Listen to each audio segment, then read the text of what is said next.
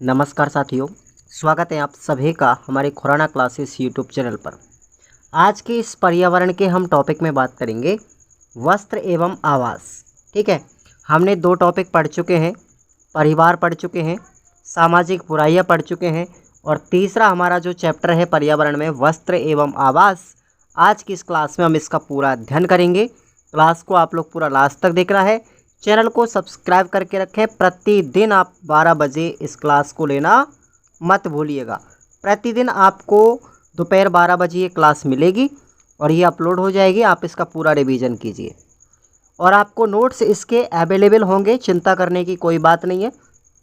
Khurana classes app पर जाकर के आप इन नोट्स को डाउनलोड कर सकते हो। चाहे आप इनको व्हाट्सएप पर अगर मंगाना चाहते हो तो आपको व्हाट्सएप नंबर सबको पता है, ऐप में दिया गया है। आप वहां से भी इसकी प्रिंट आउट करवा सकते हैं और पढ़िएगा आराम से तसल्ली के साथ। इसकी टेस्ट सीरीज़ भी साथियों बहुत ही शानदार तरीके से पर्यावरण की बनाई हुई है। आप रेट प्री का पूरा कोर्स लेंगे तो वहाँ पर भी आपको मिलेगी और अलग से आपको EBS की भी टेस्ट सीरीज़ दी गई है, उसको आप लोग ज्वाइन करेंगे तो बहुत आनंद आने वाला है।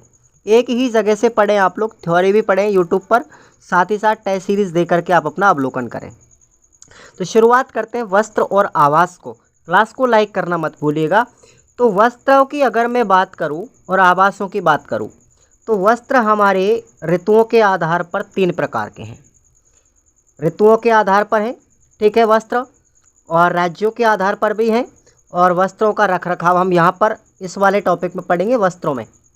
आवास की अगर हम बात करते हैं तो आवास में हम क्या पढ़ेंगे, मनुष्यों के आवास कितने प्रकार के हैं और जीव जंतुओं के आवास कौन कौन से हैं। ओके, मनुष्यों के आवास में भी अगर हम बात करें तो देखिए जातियों के आधार पर आवास होते हैं, आवासों की स्वच्छता कैसे करनी है और आवास के लिए निर्माण सामग्री क्या क्या है, ये सारे पॉइंट हमारे चैप्टर के अंदर दिए गए हैं। तो पूरा एक बार बारीकी से हम पढ़ेंगे, अध्ययन करेंगे, अंत तक आप लोग बने रहेंगे सभी। तो वस्त्र देखिए, सबसे पहले अगर हम बात करें साथियों ऋतुओं के आधार पर वस्त्रों की, तो ऋतुओं के आधार पर वस्त्र 3 प्रकार के होते हैं। ऋतु हमारी 3 प्रकार की हैं, जैसे गर्मी, सर्दी और बरसात।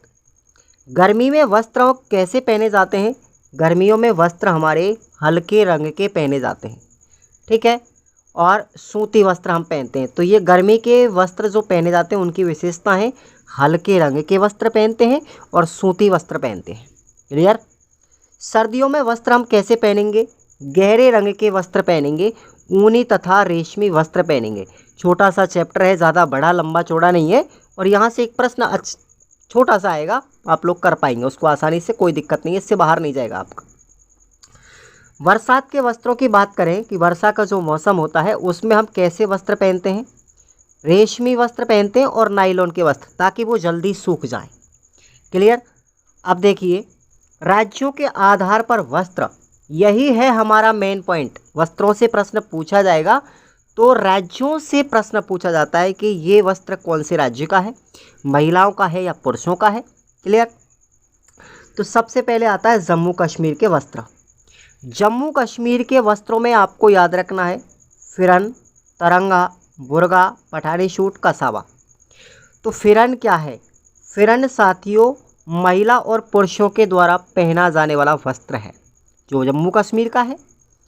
तरंगा, यह महिलाओं के सिर का वस्त्र है जो सिर पर ओढ़ा जाता है। ये सब जम्मू कश्मीर के वस्त्र आपको बता रहा हूँ। बुर्गा साथियों महिलाओं के द्वारा पहना जाता है और पठानी सूट पुरुषों के द्वारा पहना जाता है। कसाबा, कसाबा कई बार पूछा गया है, पुरुषों में महिलाओं की लाल टोपी है, महिलाएं भी पहनती हैं और पुरुष भी पहनते हैं।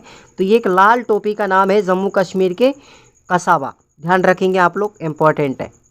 आगे देखिए लद्दाख के वस्त्र अगर हम बात करें तो लद्दाख में 2 वस्त्र आपको इम्पॉर्टेंट याद रखने हैं। पहला है कुंटोफ जो महिलाओं का वस्त्र है और दूसरा है गोचा, ये पुरुषों के गले का वस्त्र है। क्लियर। तो लद्दाख के वस्त्र हो गए कुंटोफ और गोचा। कुंटोप महिलाओं का वस्त्र है और गोचा पुरुषों का वस्त्र है। समझ में आ रहा होगा अच्छे से, कोई दिक्कत नहीं है। चलिए आगे बढ़ते हैं। आगे देखिए हिमाचल राज्य के वस्त्र, हिमाचल जो प्रदेश है उसके वस्त्र कौन कौन से हैं, तो लौनचारी, राहिंदे, तेपांग, गदांग, सुथान, कीरा, रेगोया और होजुक ये वस्त्र हैं हमारे हिमाचल प्रदेश के। लौनचारी जो वस्त्र है वो महिलाओं का है। राहिंदे वस्त्र महिलाओं का है जो सिर पर ओढ़ा जाता है। तेपांग ये पुरुषों की टोपी है, इंपॉर्टेंट लगा लीजिए, तेपांग पुरुषों की टोपी है। गदांग ये पुरुषों के द्वारा कमर पर पहने जाने वाला वस्त्र है। सुथान यह भी पुरुषों का पायजामा है। क्या है? पुरुषों का पायजामा है सुथान। कीरा ये महिलाओं के कमर पर कसने जाने वाली बेल्ट का नाम है, कीरा। और रेगोया, रेगोया साथियों ये ऊनी कोट है जो पुरुषों के द्वारा पहना जाता है। और होजुक ये महिलाओं का वस्त्र है, होजुक। ये आपको याद रखने हैं, तो एक बार फिर से रिवाइज कर देता हूँ। हिमाचल राज्य के वस्त्र, हिमाचल प्रदेश के लौनचारी महिलाओं का, राहिंदे महिलाओं का, तेपांग पुरुषों की टोपी, गदांग पुरुषों के कमर पर, ठीक है, और सुथान पुरुषों का पजामा है। कीरा महिलाओं के कमर पर पहने जाने वाली बेल्ट है। रेगोया पुरुषों की ऊनी कोट है। और होजिक महिलाओं का वस्त्र है। तो इतने सारे आपको याद रखने हैं। साथियों एक प्रश्न आता है, ध्यान रखना वस्त्रों से। हम बात करते हैं केरल राज्य के वस्त्र। केरल राज्य के दो वस्त्र आपको याद रखने हैं। पहला है मुंडू और इसी का दूसरा नाम आपको याद रखना है, मुंडू या नेरियाथु ये पुरुषों के वस्त्र हैं। और महिलाओं के मुंडुम या नेरियाथुम ये महिलाओं के हैं भाई, याद रखना। देखो मुंडू है पुरुषों का और मुंडुम है महिलाओं का। क्लियर? अब देखिए मिजोरम राज्य के वस्त्र। मिजोरम में है पुरुषों का पुआन। पुआन जो वस्त्र है वो पुरुषों का है और पुआन चेई है वो महिलाओं का है। और मिजोरम राज्य की टोपी, ध्यान रखना, इस टोपी को हम बोलते हैं लुखुम या जापी। ये टोपी का नाम है लुखुम, ये मिजोरम राज्य की टोपी है, ध्यान रखना। उसके बाद नागालैंड के वस्त्र। नागालैंड के वस्त्र देखेंगे, किल्ट, ये किल्ट साथियों काले रंग का वस्त्र है। और लुंग पेंसु, लिंग पेंसु है ये, सही नाम इसका ध्यान रखना, लिंग पेंसु। क्या बोलेंगे इसको? लिंग पेंसु। तो ये लिंग पेंसु है, ये गहरे नीले रंग का वस्त्र है, ठीक है। ये नागालैंड के हैं, किल्ट और लिंग पेंसु दोनों याद रख लेना। आगे बात करते हैं असम राज्य के वस्त्र। असम के देखेंगे तीन आपको याद रखने। मीनू, मीनू साथियों पुरुषों का है। मुगा ये महिलाओं का है। और रिन सासो, क्या नाम है? रिन सासो ये पुरुषों के गले में पहने जाने वाला एक स्कार्फ है, आपको याद रखना है। चलिए आगे बात करते हैं हम झारखंड राज्य के वस्त्र। भागवान, भागवान साथियों पुरुषों का है और पोंची व परहान महिलाओं का है, दोनों याद रखना। भागवान पुरुषों का है और महिलाओं को कौन सा है? पोंची या परहान। क्लियर? ये झारखंड के हो गए। आप लोग सभी टेस्ट सीरीज़ को ज़रूर ज्वाइन करना, आप लापरवाही करेंगे ना तो नुकसान है आपका। मैंने उस टेस्ट सीरीज़ को इतने बखूबी तरीके से पूरा विस्तार से सॉल्यूशन दिया है उसका कि आपको बड़ी बड़ी कोचिंगों में भी वो टेस्ट सीरीज़ नहीं मिल पाएगी, और महंगी भी मिलेगी बहुत ज़्यादा और इतनी अच्छी भी नहीं मिलेगी। तो आप लोग विश्वास कीजिएगा, मेरा टेस्ट सीरीज़ बिल्कुल इतनी शानदार है कि अगर किसी बच्चे ने एक बार ज्वाइन कर लिया ना तो शिकायत का मौका ही नहीं मिलेगा आपको, और बड़ा आनंद आएगा पढ़ने में, पूरा क्लियर होगा आपका हर चीज़ का कॉन्सेप्ट। आगे बात करते हैं अरुणाचल प्रदेश की राज्य के वस्त्र। मोकाक, अगर मैं बात करूं मोकाक की तो ये पुरुषों का है और मोकाइक्स ये महिलाओं का है, दोनों में अंतर है। मोकाक पूछा जाए तो पुरुषों का और मोकाइक्स पूछा जाए तो महिलाओं का। ये अरुणाचल प्रदेश के वस्त्र हैं। त्रिपुरा की बात करें तो त्रिपुरा देखिए रिकुटा गमछा, रिकुटू गमछा ये पुरुषों का है। और रेगनाई की बात करें तो रेगनाई हमारी महिलाओं का वस्त्र है, त्रिपुरा राज्य के हैं ये दोनों। देखिएगा पंजाब राज्य के, अब याद तो करने पड़ेंगे सारे, क्या करें, ये तो रटना पड़ेगा हमको। तो पंजाब राज्य के वस्त्र जो हैं वो है फुलकारी, फुलकारी इसको हम शॉल कहते हैं साथियों, ये फुलकारी शॉल है। और सरारा या लोचा ये महिलाओं का वस्त्र है। टांबा या तहमत ये पुरुषों की धोती है, कहाँ की? पंजाब की। लक्षद्वीप राज्य की बात करें तो लक्षद्वीप के दो वस्त्र, एक तो है काची जो महिलाओं का है, और थाटव ये भी महिलाओं का सिर पर ओढ़े जाने वाला वस्त्र है, थाटव। ध्यान रखना, थाटव सिर पर महिलाओं का वस्त्र है और काची ये महिलाओं का वस्त्र है। आगे बात करें मणिपुर राज्य के वस्त्र। तो मणिपुर के हैं खामेन चाप्टा, ये पुरुषों की धोती है साथियों, खामेन चाप्टा पुरुषों की धोती है, और फेनेक जो है ये महिलाओं का वस्त्र है। क्लियर। सिक्किम राज्य के वस्त्र देखिए, सिक्किम राज्य के वस्त्र हैं थोक्रोडुम, ये है पुरुषों का, और डुमडुम है महिलाओं का, दोनों याद रखना। गुजरात राज्य के वस्त्र हैं हमारे कफानी या फरहान, इनको ये पुरुषों के हैं, कफानी या फरहान जो है पुरुषों का है। आभा या कांजरी ये महिलाओं का है, ये गुजरात के हो गए। मेघालय राज्य की बात करें यहाँ पर, तो देखिए मेघालय राज्य के वस्त्र, इसमें है एक तो है हमारा डकमांडा जो महिलाओं का कमर पर पहने जाता है, और दूसरा है जैनसेम, ये भी महिलाओं का है। तो डकमांडा और जैनसेम दोनों मेघालय राज्य के वस्त्र हैं महिलाओं के। अब आपको नोट याद रखना है, भारत में पहने जाने वाले अन्य वस्त्र और भी हैं, जैसे नवावारी, ये 9 गज की साड़ी है साथियों, जो महाराष्ट्र गोवा में महिलाओं के द्वारा पहनी जाती है, नवावारी। धोत्रा याद रखनी है, धोत्रा ये पुरुषों के द्वारा पहने जाने वाला वस्त्र है, जो कर्नाटक में पहना जाता है, धोती। धोत्रा ये एक धोती है कर्नाटक के पुरुषों की। उसके बाद है पानोभाज, क्या नाम है, पानोभाज, ध्यान रखना, पानोभाज। तो ये पानोभाज हमारे महिलाओं का वस्त्र है, जो गोवा राज्य का है। उसके बाद है लंगा बोनी, ये दक्षिणी भारत की नवयुवतियों के द्वारा पहने जाने वाला वस्त्र है, लंगा बोनी। उसके बाद है तिमियाक, ये तिमियाक टुंड्रा जो प्रदेश है हमारे, वहाँ पर पुरुषों का वस्त्र है ये तिमियाक। अब देखिए वस्त्रों के रख रखाव के लिए, आप सब जानते हो वस्त्रों के रख रखाव के लिए हमें वस्त्रों की धुलाई करनी चाहिए, वस्त्रों की प्रेस समय समय पर करनी चाहिए, और वस्त्रों की सुरक्षा करनी चाहिए। और वस्त्रों में अगर कीड़े लगते हैं तो उसके लिए मैं आपको एक टैबलेट बता रहा हूँ, नेफ्थलीन की गोलियाँ, क्या बोलते हैं उसको, नेफ्थलीन की गोलियाँ भी समय समय पर कपड़ों में रखनी चाहिए, ताकि उनमें कपड़े में कीड़ा ना लगे। और अगर कपड़े सील जाते हैं, ठीक है ना, कपड़ों में अगर नमी आ जाती है, उनको धूप में ज़रूर सुखाएं। ये आपको रख रखाव के उपाय है। अब हम बात करते हैं आवास, आवास के बारे में चर्चा करेंगे। तो जीव जंतुओं के आवास कौन कौन से। अब देखो बिल में रहने वाले कौन कौन से जीव जंतु हैं। तो बिल में कौन कौन रहता है, एक तो है सांप, चूहा, खरगोश, चींटी और गोयड़ा। ठीक है, ये सब किस में रहेंगे, बिल में रहेंगे। घोंसला बना करके कौन से रहते हैं, पक्षी हैं, तो जिनमें चिड़िया है, कबूतर है, बुलबुल है, और भी अन्य होंगे, लेकिन मैं आपको मुख्य मुख्य बता रहा हूँ। गुफा में कौन रहता है, शेर, लोमड़ी, भालू, ये सब गुफा में रहते हैं। पेड़ की डालियों पर, शाखाओं पर बंदर, चील, कौवा, कबूतर, ये सारे पेड़ की शाखाओं पर रहते हैं, लेकिन कबूतर घोंसला बनाकर भी तो रहता है, ध्यान रखना। अब देखेंगे घर में कौन कौन रहती है, छिपकली, कुत्ता, बिल्ली, ये घरों में रहते हैं। छत्ता बनाकर कौन रहता है, ततैया और मधुमक्खी, ये छत्ते बना करके रहते हैं। जल में रहती है मछली और मेंढक, ठीक है, और मेंढक तो हमारा उभयचर है, जल में भी रह सकता है, थल में भी रह सकता है, उभयचर है ये।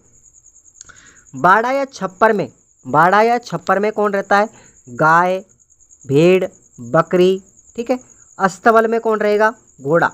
देखो घोड़ों को रखने का जो स्थान है ना, बांधने का स्थान, उसको अस्तबल कहते हैं। और मुर्गियों को रखने का जो फार्म हाउस है उसको हम क्या कहेंगे, दड़बा कहेंगे। और मकड़ी किस में रहती है, जाल बना करके रहती है, मकड़ी जाल बना करके रहती है। तो ये नॉर्मल से आपको पॉइंटेड है जो आपको याद रखने हैं। अब मनुष्यों के आवासों की बात करूँ मैं, तो मनुष्यों के वस्त्र जातियों के आधार पर होते हैं भाई, है ना।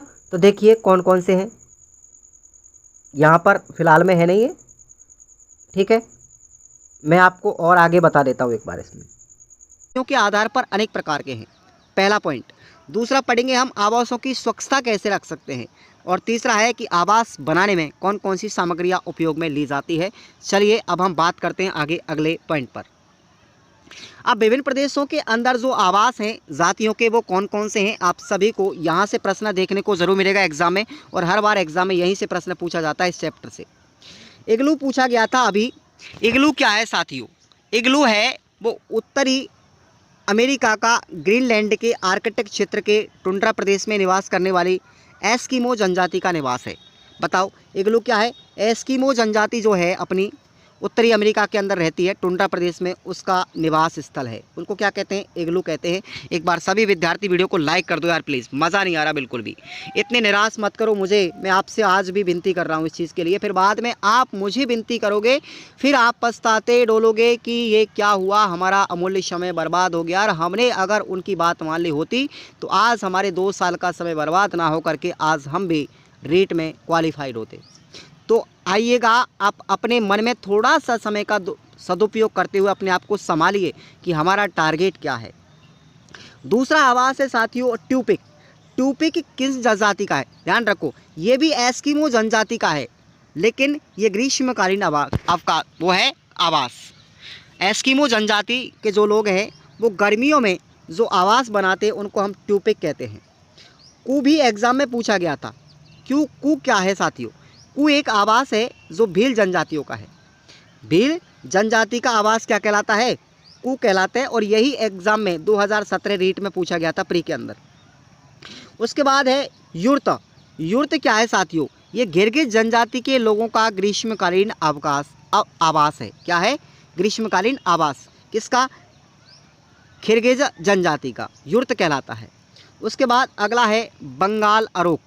बंगाल अरोक जो आवास है साथियों वो संभाल जनजाति के लोगों का आवास है। और उसके बाद है बिग बाम। बिग बाम है वो उत्तरी अमेरिकी जो अमेरिकी आदिवासी है उनके घरों को क्या कहते हैं? बिग बाम कहते हैं। लाइक कर दो भैया, लाइक कर दो, ठीक है ना? सभी विद्यार्थी लाइक कर दो, बस चैप्टर ख़त्म ही होने वाला है 2-5 मिनट में। अगला आवास है हमारा मुंसा। मुंसा जो साथियों आवास है वो हमारा उत्तराखंड की जो भोटिया जनजाति है उसके लोगों का शीतकालीन आवास है। सर्दियों के दिनों में उत्तराखंड की जो भोटिया जनजाति है वहाँ के आवासों को क्या कहते हैं? हम मुंसा कहते हैं। और साथियों जो मैत है वो मैत भी ग्रीष्मकालीन अवकाश है वो भोटिया जनजाति का है। तो भोटिया जनजाति के 2 आवास याद रखने हैं। सर्दियों का आवास कौन सा है? वो है मुंसा।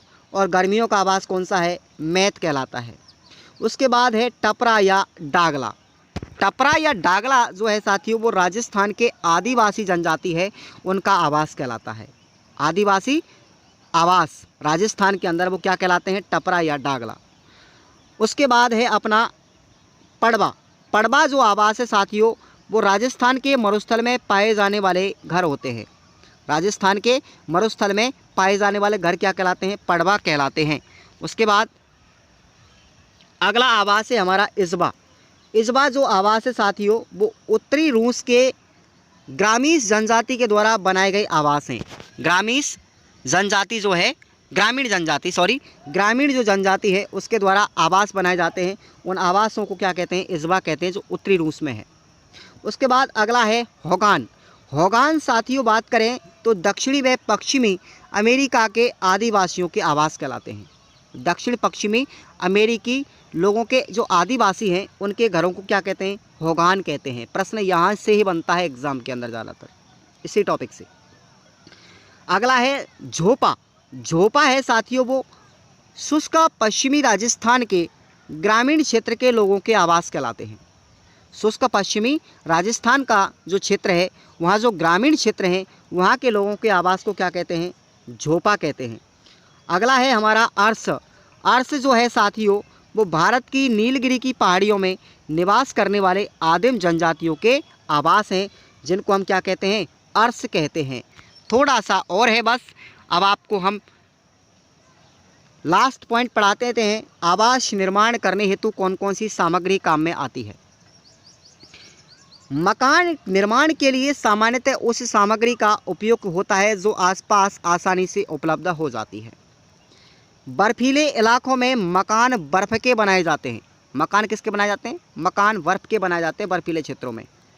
भूकंप की अधिकता वाले क्षेत्रों में मकान लकड़ी के बनाए जाते हैं। याद रखना, भूकंप जहाँ पर सर्वाधिक मात्रा में आता है वहाँ पर लकड़ी के मकान बनाए जाते हैं। जंगली आदिवासियों के द्वारा मकान लकड़ी के लट्ठों तथा घास फूस से बनाए जाते हैं। तो ये आपका यहाँ पर चैप्टर ख़त्म होता है साथियों। एक बार आप सभी विद्यार्थियों को मेरा दिल से हार्दिक अभिनंदन है हमारे चैनल पर। आप सभी विद्यार्थी वीडियो को लाइक करके जाएंगे मन से और कमेंट करके जाएंगे कि आपको ये वीडियो कैसा लगता है। और रेगुलरिटी बनाए रखने वाला विद्यार्थी ही, मैं फिर बार बार आपसे मोटिवेट कर रहा हूँ कि रेगुलर जो विद्यार्थी बना रहता है वही अपने लक्ष्य को पाता है। और आप कितनी भी बड़ी कोचिंग में क्यों ना चले जाओ, अगर आप मन से किसी चीज़ को नहीं चाहते तो आपको वो लक्ष्य कभी नहीं मिलता। ये आप मेरी बात याद रखना।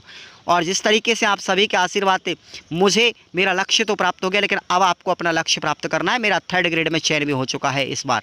तो आप सभी साथियों के लिए इस चीज़ के लिए मैं धन्यवाद देना चाहूँगा और आप मेरा साथ दीजिएगा। मैं आप सभी को एक निःशुल्क शिक्षा प्राप्त दिलाने की कोशिश करूंगा और आप सभी को मैं समय पर क्लासें लगाता रहूंगा। धन्यवाद। चैनल को सब्सक्राइब करके रखें और अपनी वीडियो को शेयर ज़्यादा से ज़्यादा मात्रा में लोगों को जोड़ते रहें।